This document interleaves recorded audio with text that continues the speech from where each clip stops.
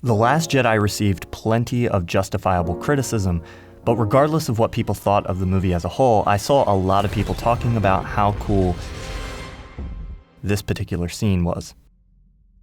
In a franchise where large explosions in space have been done many, many times, the fact that director Rian Johnson was able to create an explosion scene that felt fresh and was breathtaking is impressive. So what is it about this scene that makes it so cool? Let's break down all the elements and see what we find. This video is sponsored by Skillshare. The first 150 people to use the link in the description below will get 2 months of Skillshare Premium for free. First, let's talk about the context of the scene in the story. The build-up to this moment involves several scenes that are being intercut. Leading up to the explosion, 3 separate stories are reaching a crescendo. This has the effect of making the explosion feel like the fulfillment of more pieces of the story than it actually is. One of the pretty obvious effects used to create the forcefulness of this scene is the way the audio drops out entirely.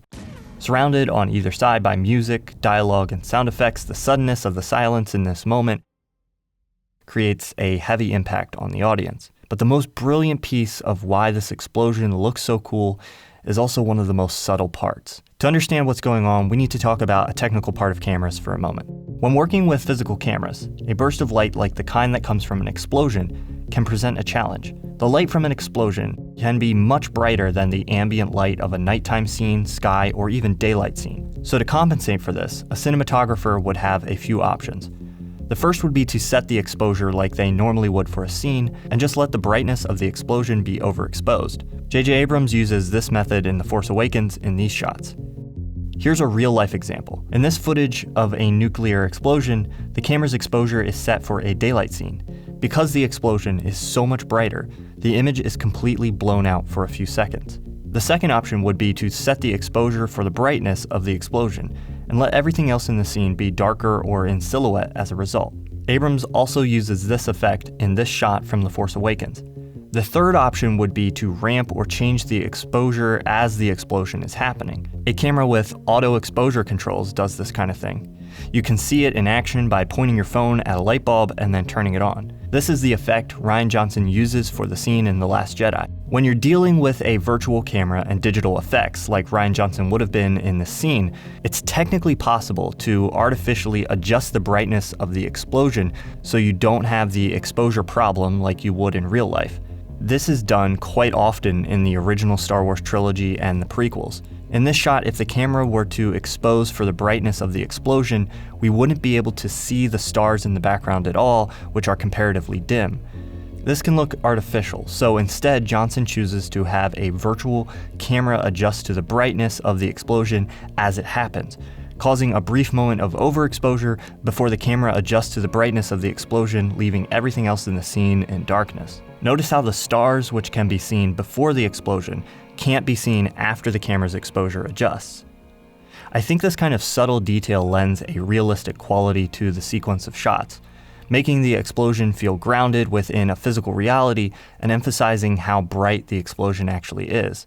Johnson does a few other things that sell this scene well. He quickly grounds the explosion physically within the space the characters inhabit, which helps us place the explosion in perspective. It's interesting to me that a small detail like this exposure ramp can be so effective. Small details can sell a scene, and the strange part is they work even for an audience member who never notices it or doesn't know what's going on.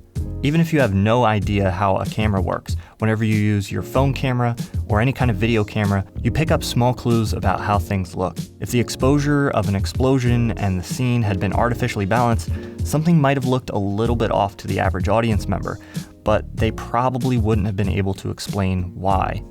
Recreating the limitations of physical cameras when dealing with virtual cameras helps things feel more real. In filmmaking, details matter, even the small ones that affect only a few frames.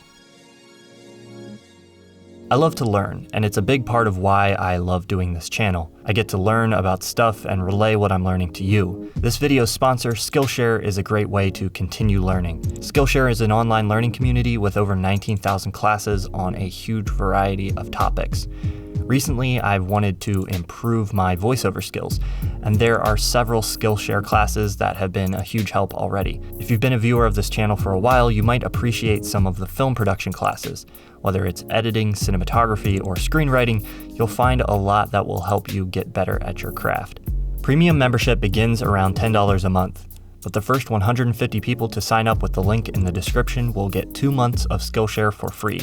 These spots typically go quickly, so make sure you get in there. Thanks to Skillshare for sponsoring this video.